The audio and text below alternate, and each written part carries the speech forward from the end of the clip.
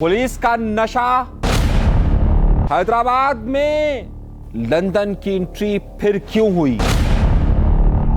कराची बदतरीन शहर। जनरल फैज का फैसला हो गया।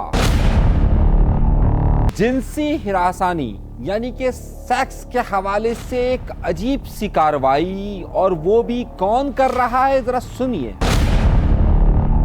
तालिबान का ऐलान, एक एमएनए का हाल।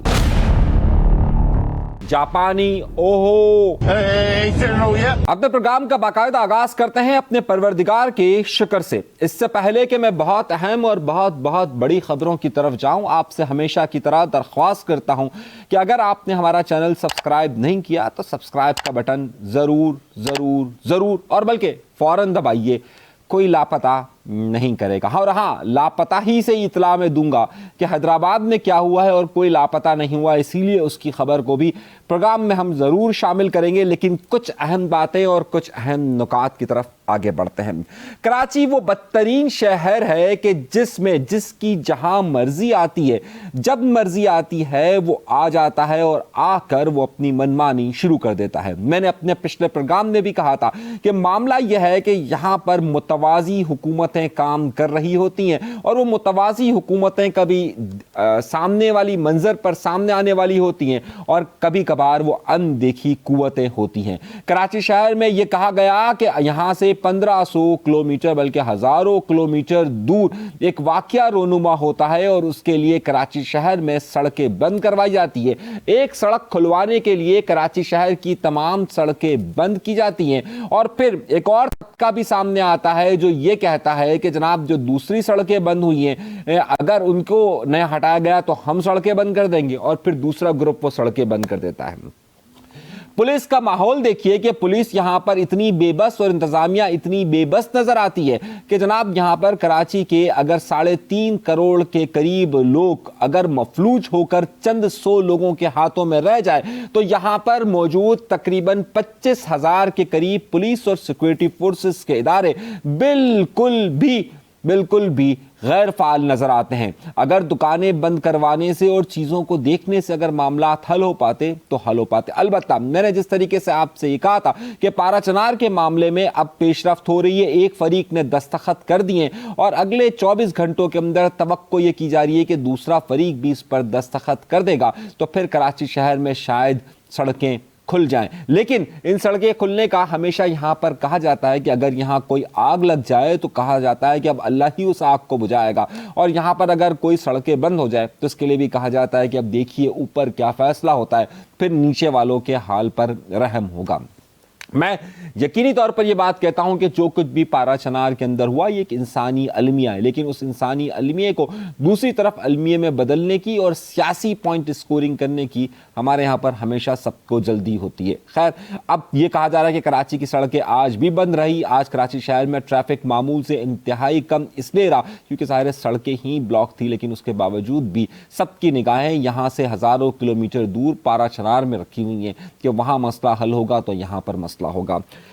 यहां पर जब पुलिस और इंतजामिया इन्हीं मामलात में उलझी हुई हो और नए साल का मौका हो तो पूरे शहर फायरिंग की आवाजों से गूंजता रहा। मुझे यह लगा कि शायद 2025 का साल यहां पर इंतजामी तौर पर बेहतर साबित होगा, मगर जिस तरीके से 2024 का साल फायरिंग से शुरू हुआ और फिर वहां पर ये तमाम मामलात इसी तरीके से चलते रहे, बिल्कुल इसी तरीके से मुझे यह लगता है कि 2025 भी इंतजामी तौर पर ऐसा ही रहेगा। उसकी सबसे बड़ी वजह यह है कि कराची शहर की गलियां फायरिंग से गूंजती रही, और अगर आप देखिए तो तकरीबन 9 के करीब अफराद इसके अंदर जख्मी होने की मुसद्दिका इतलात मौसूल होती है, लेकिन किसी के खिलाफ कार्रवाई नहीं होती। कार्रवाई कौन करेगा? कार्रवाई वो लोग करेंगे कि आपको इन फुटेजेस के अंदर नजर आ रहा होगा कि एक बड़े पुलिस अफसर असफर मैसर का बेटा मुबैना तौर पर नशे की हालत में कराची के इलाके गार्डन में एक औरत को कुचलता हुआ पकड़ा जाता है। वो तो अवाम ने पकड़ लिया, लेकिन आपको मालूम होगा कि इन्हीं साहब का मुबैना तौर पर एक बेटा शारा फैसल पर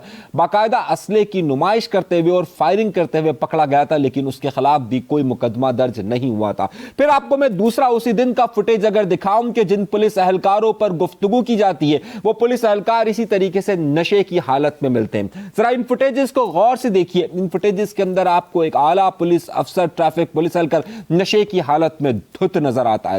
اسی روز میں نے یہ دیکھا کہ خداداد کالونی کے قریب ایک پولیس افسر نشے کی حالت میں دھت, وہاں پر ایک جھگڑا ہو رہا تھا, اس میں کہتا تھا نظام بدلو نظام بدلو نظام بدلو, اور نشے کی حالت میں دھت پایا جاتا تھا. جب یہاں پر انتظامیہ نشے کی حالت میں, چاہے وہ طاقت کا ہو, چاہے شراب کا ہو, چاہے شباب کا ہو, اس طریقے سے دھت اگر پائے جائے تو پھر آپ کون سے امن و امان کی بات کرتے ہیں؟ کراچی شہر میں فائرنگ کی آوازیں گونجتی رہے یا پھر یہاں پر سڑکیں بند رہے, جب انتظامیہ اپنے کاموں میں اس طریقے سے مشغول رہے اور اعلیٰ طبقے کو ہمیشہ چھوڑ دیا جائے. یہ اسی پولیس افسر کا بیٹا 2 بار پکڑا گیا ان حالات میں, لیکن اس کے خلاف کوئی کارروائی نہیں ہو سکتی. یہاں پر ہم اعلیٰ طبقے کی بات کرتے ہیں, اور اگر وہ کہتے ہیں تو کچھ لوگ ہمیں یورپ سے متاثر نظر آتے ہیں, کچھ ہمیں ہر وقت اسلامی اور دین کی تعلیم کی طرف بتاتے رہتے ہیں, لیکن اگر آپ انہی کا کردار دیکھیے تو یہ لوگ وہاں پر جا کر بالکل ٹھیک نظر آتے ہیں. عیش و عیاشی کا ذمہ صرف یہ دیکھیے کہ ان کے پاس دولت کے انبار اتنے لگے ہوئے ہیں کہ اس دولت سے کسی کو بھی خرید سکتے ہیں.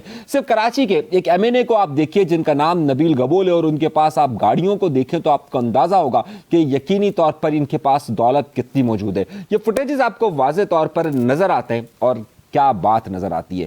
اگر اسی طریقے سے آپ دیکھیں کہ ہماری دلچسپیاں کن امور پر ہوتی ہے اور کس طریقے سے ہوتی ہے. آج پاکستان کے تقریباً تمام بڑے اخبارات میں ایک اشتہار چھپا. یہ اشتہار میں آپ کے سامنے رکھ رہا ہوں, ذرا غور سے اس اشتہار کو دیکھیے.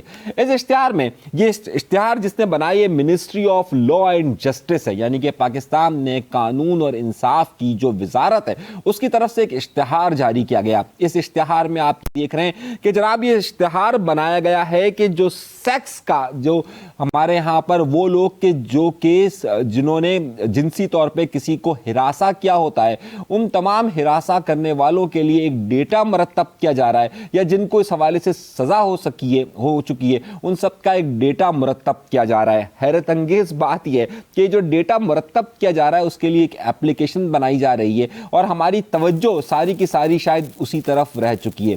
آپ یہ بات دیکھیے کہ آج تک بھی جتنے بھی جنسی ہراسانی کے کیس ہوتے ہیں, یعنی کہ پاکستان میں سیکس کی بنیاد پر جس طریقے سے ہراسانی کے کیس ہوتے ہیں, ان میں سے اکثریت ایسے کیسز رونما ہوتے ہیں کہ جس میں ہمیشہ کرنے والا ایک نیا شخص ہوتا ہے. اور پھر ہمارے یہاں پر قوانین کس طرح کے موجود ہیں وہ بھی آپ کے سامنے موجود ہیں. تو justice and law and justice department کی طرف سے یہ اشتہار مجھے ایک مذاق لگا. مذاق اس لیے لگا کہ یہاں پر لوگوں کو, اور خاص طور پہ خواتین اور بچوں کو جنسی طور پر ہراسانی سے بچانے کے لیے عملی اقدامات کرنے کی بجائے صرف ایک ایپ بنا کر یہ بتانے کی کوشش کی جا رہی ہے کہ جناب سب کچھ صحیح ہے. اطلاعات یہ موصول ہوتی ہے کہ جتنے بھی بڑے شہر ہیں ان سب میں خواتین کے ساتھ ہراسانی کے معاملات روز کی بنیاد پر ہوتے ہیں. یہاں پر قانون نافذ کرنے والے ادارے کس حد تک سرگرم نظر آتے ہیں, آپ کو اس بات کا اندازہ اس سے میں کر دیتا ہوں کہ سال 2024 جو کہ ختم ہو چکا اور آج سال 2025 کا پہلا دن ہے, آپ کو حیرت ہوگی کہ کراچی جیسے شہر کے اندر 70,000 کے قریب وارداتیں رپورٹ ہوئی ہیں. میں رپورٹ ہونے کا ذکر کر رہا ہوں. کل 365 دن ہوتے ہیں اور یہاں پر 70,000 کے قریب, یعنی کہ 70,000 آپ سمجھ رہے ہیں تقریباً 2,000 کے قریب روز کی وارداتیں اگر ہوتی ہیں, 2,000 اگر وارداتیں ہوتی ہیں تو 10 دن اگر آپ اندازہ کریں کہ کس حد تک, یعنی کہ جو رپورٹ واردات ہیں ان کا اگر آپ ڈیٹا اکٹھا کریں تو وہ کتنا ہوتا ہے, اور جو ان رپورٹڈ ہوتی ہیں وہ کتنی ہوتی ہیں. کہا یہ جاتا ہے کہ اگر 200 وارداتیں رپورٹ ہوتی ہیں تو در حقیقت 2,000 وارداتیں ہوئی ہوتی ہیں. کراچی شہر میں سن 2024 کے اندر 70,000 وارداتیں رپورٹ ہوئی, اور جس کے اندر 112 کے قریب افراد کی جان گئی. 2025 کی ابتدا فائرنگ کے سلسلے سے ہوتی ہے, اور اسی فائرنگ کے سلسلے میں یہاں مظاہروں کا سلسلہ بھی ہوتا ہے, لیکن اس کے باوجود یوں لگتا ہے کہ جب انتظامیہ نشے کی حالت میں دھت ہو تو یہ ڈیٹا کم نہیں ہوگا بلکہ بڑھے گا. پچھلے سال 70,000 تھا, اس بار توقع یہ کی جا رہی ہے کہ جو یہاں کی پولیس اور انتظامیہ کی کارکردگی ہے وہ 70,000 کے بجائے 70 لاکھ بھی اگر چلی جائے تو شاید ان کی کام پر جوں تک نہیں رینگتی ہے. یہ وہ خبریں تھی جو آپ کو میں دینا بہت زیادہ ضروری تھا اور بہت زیادہ امپورٹنس کی بھی حامل تھی. آئیے کچھ بڑی اور خبروں کی طرف بھی چلتے ہیں. اور خبروں کا تعلق کس طرح سے اور کس نوعیت کا ہے، ذرا اسے سمجھنے کی کوشش بھی کیجیے گا۔ ایک بہت اہم معاملہ جو کہ اس وقت کی سیاست اور عمران خان کے ساتھ جڑا ہوا ہے، بہت سارے لوگ یہ سوالات پوچھ رہے تھے کہ آخر عمران خان صاحب کا اس وقت مذاکرات کرنے کا کیا مقصد ہے؟ یعنی کہ وہ جو کہتے تھے کہ ہم تو صرف اسٹیبلشمنٹ سے بات کریں گے، اور وہ یہ کہتے تھے کہ پاکستان میں طاقت کا سارا منبع پاکستان کی اسٹیبلشمنٹ کے پاس ہے، اور اسٹیبلشمنٹ میں بھی صرف ایک شخص کے پاس ہے، اور وہ شخص ہے پاکستان کے چیف آف آرمی اسٹاف۔ یہ عمران خان مسلسل یہ بیانات دیتے ہوئے وہ کہتے تھے کہ ہمیں اگر مذاکرات کرنے ہیں تو ان سے ہی کرنے۔ موجودہ حکومت کو یہ فارم 47 کی حکومت چور، ڈاکو، ٹکیت، کرپٹ اور نہ جانے کیا کیا کہتے رہے، اور ان سے مذاکرات نہیں چاہتے تھے۔ اب اس قیادت کا اگر پہلا حصہ دیکھا جائے تو اس پہلے حصے کے اندر آتا ہے نواز شریف، آصف علی زرداری، مولانا فضل الرحمان، شہباز شریف۔ یہ اس وقت پی ٹی آئی اس قیادت کے اس لیول سے بھی مذاکرات نہیں کر رہی ہے، بلکہ ان کی سی کیٹیگری سے مذاکرات کر رہی ہے۔ تو سوال یہ اٹھتا ہے کہ آخر پی ٹی آئی اس وقت ان کی سی کیٹیگری سے مذاکرات کرنے کے لیے کیوں تیار ہوئی؟ وہ جو یہ کہا کرتے تھے کہ ہم تو صرف پاکستان کے طاقتور ترین شخص سے مذاکرات کریں گے، ہم ان چوروں سے مذاکرات نہیں کریں گے، تو اب اس چوروں کی سی کیٹیگری سے مذاکرات کرنے کی وجوہات کیا ہے؟ ان وجوہات کی ایک سب سے اہم نقطہ یہ ہے کہ پی ٹی آئی اس بات کو سوچ رہی ہے، بلکہ اس کی نظر میں یہ بات کہ اس وقت جنرل فیض حمید کا جو کیس چل رہا ہے وہ انتہائی اہم موڑ پر پہنچ چکا ہے۔ مصدقہ اطلاعات یہ مل رہی ہیں کہ 3 ہفتے کی اس کی سماعت ہیں، اور اس مہینے یعنی کہ سال جنوری 2025 کے آخر ہفتے کے اندر اس کی سماعت مکمل ہو جائے گی، اور اس کے فوراً بعد جنرل فیض حمید کا فیصلہ ہو جائے گا۔ جنرل فیض حمید پر اس بارے میں الزامات ہے کہ انہوں نے اپنے اختیارات سے تجاوز کیا، اور خاص طور پر جب وہ اپنے عہدے سے فارغ ہوتے ہیں تو انہوں نے سیاسی طور پر انتشار پیدا کرنے کے علاوہ 9 مئی کے مقدمات میں بھی ان کا ذکر ہو رہا ہے۔ اس ساری صورتحال کے اندر جنرل فیض کے ساتھ نام جوڑا جا رہا ہے وہ عمران خان کا جوڑا جا رہا ہے۔ اگر اس وقت کیونکہ تحریک انصاف کو یہ امید کہیں پر بھی نظر نہیں آتی ہے کہ ان کی موجودہ اسٹیبلشمنٹ کے ساتھ تعلقات بہتر ہو سکے یا مذاکرات ہو سکے، اس لیے انہوں نے، اور دوسری طرف سے فوجی عدالت کا معاملہ اب تیزی کے ساتھ آگے بڑھ رہا ہے، اور اگلے 3 ہفتوں کے اندر اندر اس کی سماعت ختم ہو کر فیصلہ سنائے جانے کی بات کہی جا رہی ہے۔ اگر اس مہینے کے آخر تک بھی آتا ہے تو اسی لیے عمران خان نے جو اس مذاکرات کے لیے ٹائم دیا ہے وہ 31 جنوری تک کا ٹائم دیا ہے۔ اس کی 2 وجوہات ہیں، پہلی وجہ میں نے آپ کو بیان کر دی، اور دوسری وجہ ٹرمپ انتظامیہ کا اقتدار سنبھالنا ہے۔ ٹرمپ انتظامیہ 20 جنوری کو اقتدار سنبھال رہی ہے، تو ان کے لیے اگلے 10 دن امپورٹنٹ ہوں گے کہ کیا ٹرمپ انتظامیہ ان کے لیے کوئی کام کرتی ہے یا پھر نہیں کرتی ہے۔ صرف رچرڈ گرنل کے بیانات کو ہی حتمی شکل نہیں دی جا سکتی۔ اس وقت پاکستان کے اندر اس بات کا عنصر تیزی کے ساتھ بڑھ رہا ہے کہ کیا عمران خان کے لیے راستہ آگے کی طرف موجود ہوگا یا نہیں ہوگا، جو اس وقت فی الحال نظر آتا نہیں محسوس ہو رہا۔ اب اس ساری صورتحال میں جنرل فیض کا معاملہ آگے کی طرف بڑھ کر اب اگلے ہفتے کے اس مہینے کے آخر تک پہنچ کر کسی جب نتیجے تک پہنچے گا تو یہ کہا جا رہا ہے کہ عمران خان کو بھی فوجی عدالتوں کا سامنا کرنا پڑے گا، اور فوجی عدالتوں کے سامنے میں یقینی طور پر پھر تمام چیزیں اس طرح سے اوپن نہیں ہوتی جس طریقے سے تمام چیزیں ابھی دوسری جگہوں پر اوپن نظر آ رہی ہے۔ اسی کے ساتھ سیاسی معاملات کو بھی آگے بڑھتا ہوا دیکھیے گا آپ، اور آگے دیکھیے گا کہ اس سارے معاملات میں کیا ہوتا ہے۔ دوسری طرف ایک اور بہت بڑی خبر آئی ہے، اور وہ بہت بڑی خبر اس وقت افغانستان کی صورتحال کے ساتھ ہے۔ پاکستان کے ساتھ افغانستان کے تعلقات جس نہج پر پہنچتے جا رہے ہیں اس میں کشیدگی کا عنصر بڑھتا جا رہا ہے۔ دوسری طرف افغانستان انتظامیہ کے لیے بھی اب مسائل کھڑے ہو رہے ہیں۔ کہا یہ جاتا تھا کہ افغانستان کے اندر مکمل طور پر طالبان کا قبضہ ہے، اور طالبان ہی اب وہاں حکومت چلائیں گے، اس کے بعد امن و امان کی صورتحال بہتر ہو جائے گی۔ لیکن پچھلے چند دنوں کے اندر افغانستان کی صورتحال زیادہ کشیدہ ہوتی جا رہی ہے۔ افغانستان کے اندر موجود طالبان سے بھی ہٹ کر داعش کا گروپ، اور داعش کے ساتھ ساتھ اور وہ طالبان کا گروپ کہ جو ان طالبان کے خلاف ہے، وہ زیادہ منظم ہوتا ہوا نظر آ رہا ہے۔ اس کی سب سے بڑی مثال یہ نظر آتی ہے کہ پچھلے دنوں حقانی نیٹ ورک کے ایک بڑے اہم رہنما اور اس وقت کے وزیر کو قتل کر دیا گیا، ان کو باقاعدہ نشانہ بنایا گیا، اور ان کو مسجد کے اندر وہاں پر ہلاک کیا گیا۔ جب دوسری صورتحال یہ ہوئی کہ آج افغانستان کی وزارت یعنی کابل کے اندر جو وزارت کی عمارت ہے اس کے اندر پے در پے کئی دھماکے ہوئے، جس میں کئی افراد کے ہلاک ہونے کی اطلاعات موصول ہو رہی ہے۔